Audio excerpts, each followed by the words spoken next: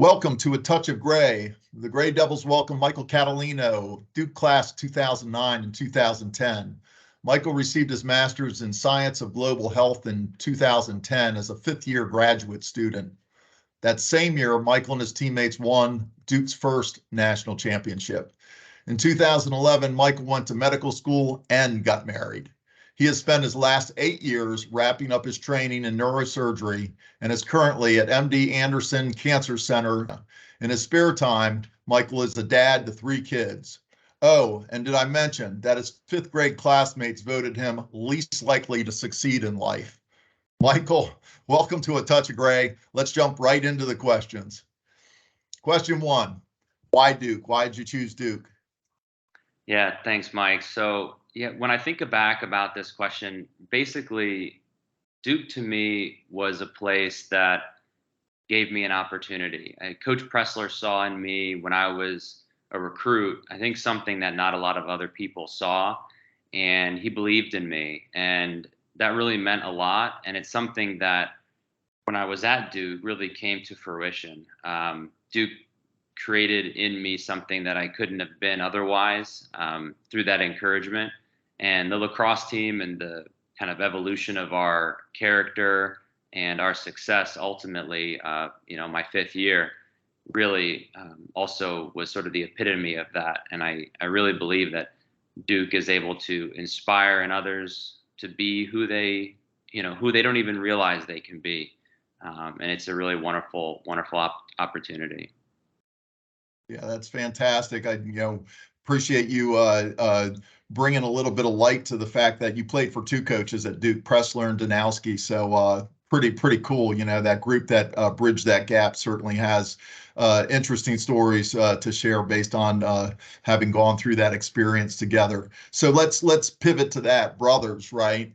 You and your brother Grant grew up playing lacrosse for your whole life, I'd imagine, right? And played as rivals, ACC schools. He was a Terp, you were a Blue Devil. Tell us a little bit about, what's special about that experience, having a brother on the other side of the field when they're not on the same team with you. Yeah, I mean, it's a really wonderful experience.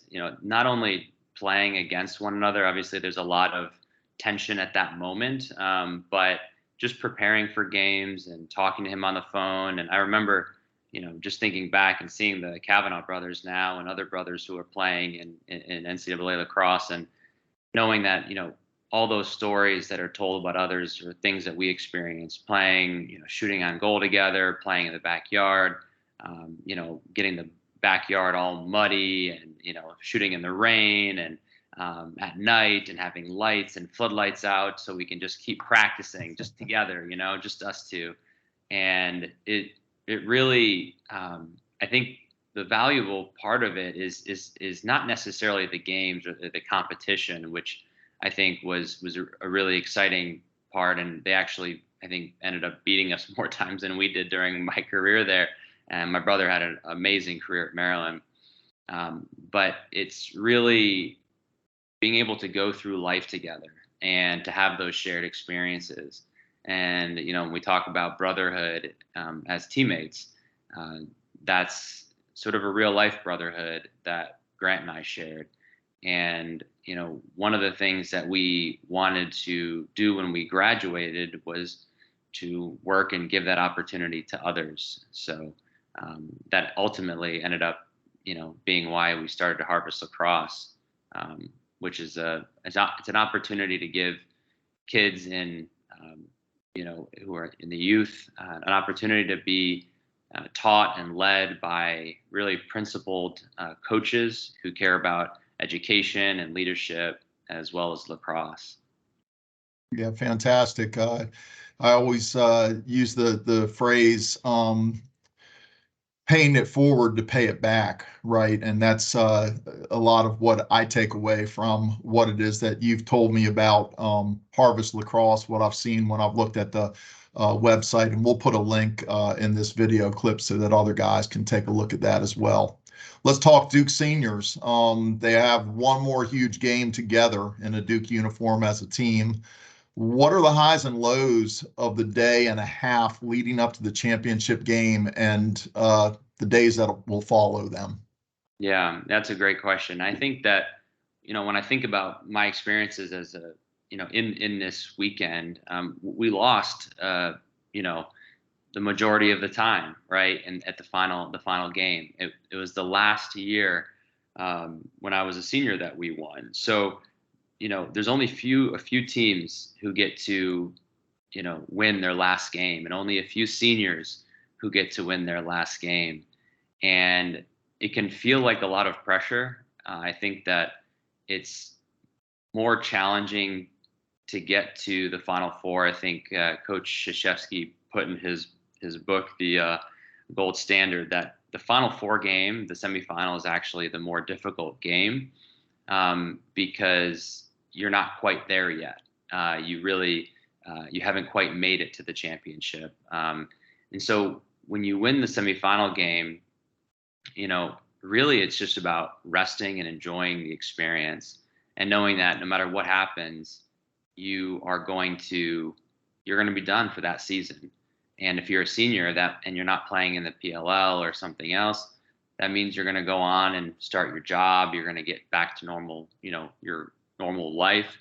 And that, it can kind of come as a shock that maybe it's something you're putting off, but part of it is, taking in the moment. And I think that when I was a senior, especially, so I was a fifth year senior, during that time, I started to realize that the contributions that I could make or others could make, it wasn't just on the field. It was making sure that we really lived like champions all the time. I had been dealing with some injuries, and I was playing like second line midfield.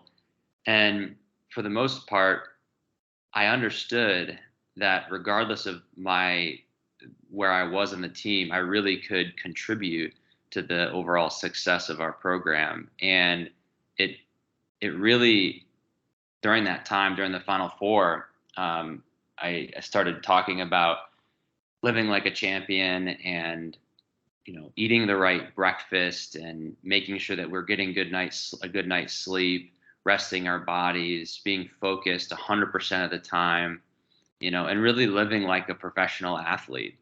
I think that that's one thing that lacrosse, needs to take it to the next level, is to really take the sport seriously and kind of use the opportunities in the championship weekends, but also throughout the year, to really become professionals, become professional athletes. And that means just an unbelievable amount of focus and dedication. And I think for a senior, this is their opportunity to do that. And this is their opportunity to go all in and to make their mark. And so, leading by example is really important. And I know that the Duke guys are going to do that. Yeah. I know that they've been doing that all year. So it's a really special thing to hear guys like Ledman and others who, get interviewed, and they're just so humble. I mean, they're the way that they speak, the way they give credit to other folks, the way that Coach Janowski mentions, the whole team and, guys scoring, off the bench. I mean, it's those moments that really, those moments that inspire me as an alum, because it means that the current Duke program is everything I would have ever hoped it to be. And it's really special. So I know those guys are excited. So just resting and really making sure that they're focused, and they have nothing that they'll regret.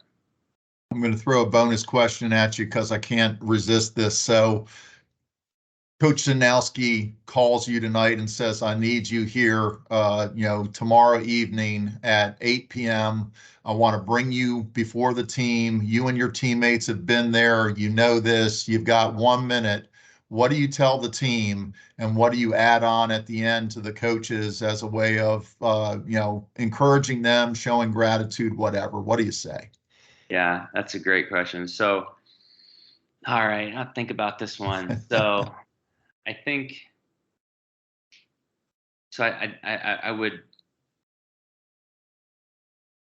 I think back to when I was in this position. I remember sitting. I think we were like in the hallway. I don't even know if we had a room. It might have been this year, but the my senior year. But we were like sitting in a hallway, and we were just coach was just talking to the players, and I think what I would do. I wouldn't want to make it a spectacular moment, right? Where we're in a big auditorium and there's a lot of hype, and it would have to be just a bunch of guys just sitting down having a conversation, and it would just be real, Yeah. just looking them in the eyes and saying to each one of them that this is it. This is what they've been working for, and they don't have to do anything else now except for just play. And I think that getting a good night rest, like I said, waking up, doing everything they can to prepare their bodies and their minds. Think about what they're going to do in the morning. Think about what they're going to do during the game. Run through those plays, those moves in their head, so they can they can reenact those during the game and just have fun. And so I think it's that focus that really, really makes a difference. And I would tell them that you've gotten here before, and now it's time to seal the deal. And I think if the first thing that came to my mind when you said that question was what Coach Janowski said in overtime when we were playing Notre Dame, and it was my senior year, and it was this exact situation, and it was tied, and we were in a huddle, and Coach Janowski said, I'm thinking he's going to draw up this play that's going to, do a pick and X and some sort of feed. And he's like, guys, like, we're just going to win the face off and just go down and score. And that's the plan.